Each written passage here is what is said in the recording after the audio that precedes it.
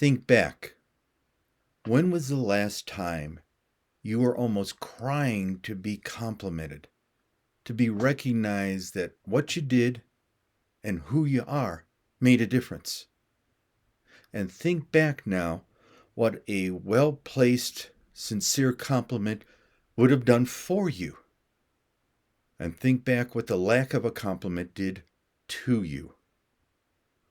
All of us need to be recognized that what we do and even who we are is important. We don't like working or performing in isolation. We like to be sometimes recognized for all of our good efforts. It took me a long time to figure out the power of the compliment and the necessity of a compliment, especially in some form of an organization. You don't have to be a boss to compliment. You can be a coworker or a colleague or a teammate to compliment. But the power of the compliment resonates within us long after the action is gone. Let me tell you a little story how this made sense to me. One summer when I was in college, I somehow, in a summer job for Jewel Foods in Melrose Park, Illinois, their distribution center, I somehow, through a lot of circumstances as a temporary college laborer during the summer, I was elevated to assistant lead person of a crew of 45-year-old people that were much older, more experienced than me.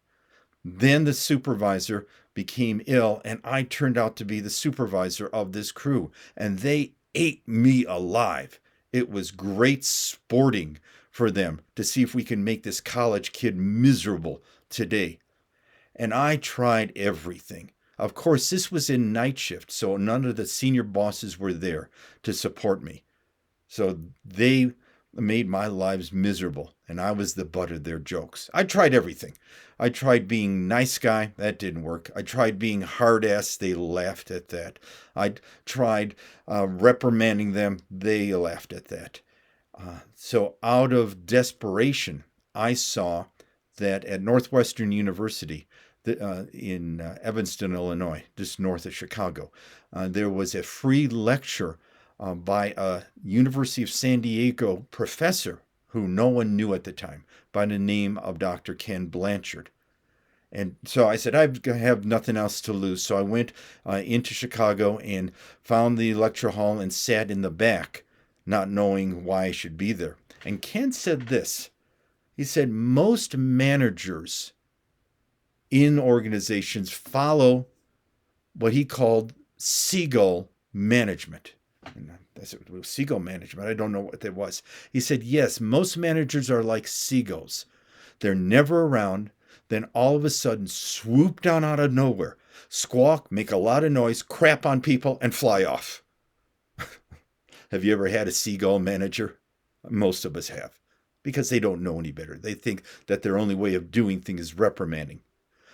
Ken said this, the seagull manager catches people doing something wrong and nips them in the bud and exercises their power and authority to reprimand them. Ken just posed this, and this was back in the 1970s before his famous series of books called The 1 Minute Manager came out. Ken said this, these seagull managers focus on catching people doing something wrong.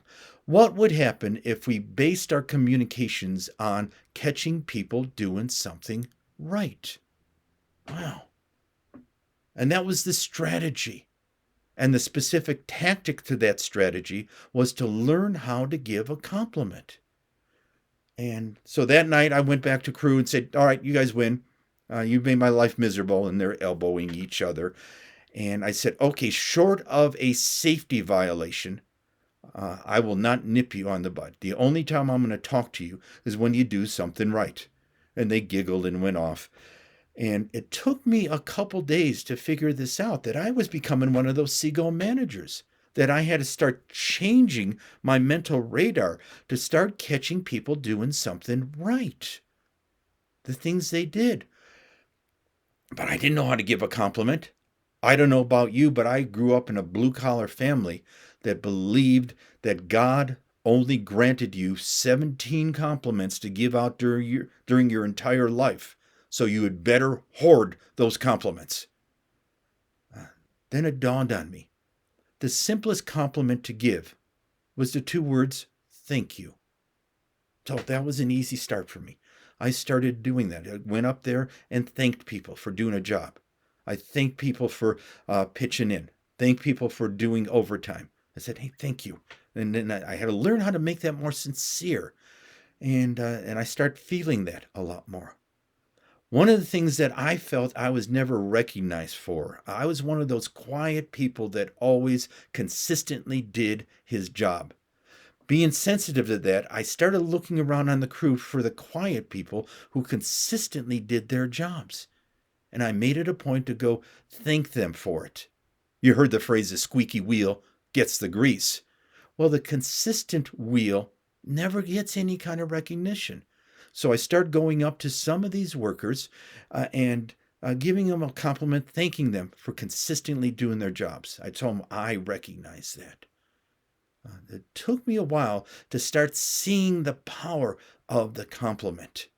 And it always went back to that, think back when I was crying out to be complimented. As I became more proficient and comfortable with giving compliments, I started figuring out a whole system of how to give compliments. Let me share with you some of these points. Number one, always be on the lookout for people doing good.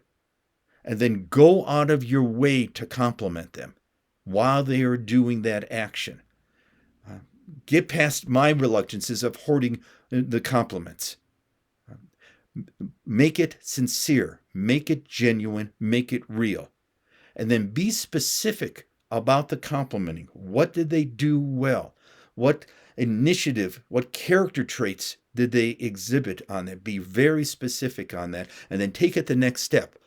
Communicate what they did, how it helped other people, either people, their teammates, or people on the next shift or crew that wouldn't see that, so that you recognize to them the impact of what they did had lasting effects or ripple effects.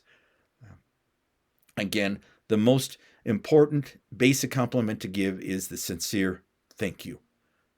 Along the way, I had to learn this. Express how you feel when you're complimenting them. And so I would have to say things like, I feel good about what you did. I feel proud about your initiative. Use emotionally laden positive words with that. Good for you. I'm glad you did that. Some people are uncomfortable receiving compliments. Tough. Tell people up front when they do something well, you're going to compliment them for it. And if they can't deal with it, they'll have to learn how to deal with it, because you're doing what you can control in complimenting people. Along the way, it's also quite acceptable to give peers compliments or your boss's compliments. That is not sucking up. All of us need to be recognized that who we are and what we did make a compliment. Learning how to give sincere compliments is the tactic of the overall strategy and management principle of catching people doing something right. It's been my experience that as you do that, people will continue to do right things or righter things. There is great power in this, and do not believe me. Find out for yourself. Thank you. I appreciate you, and I shall see you next time.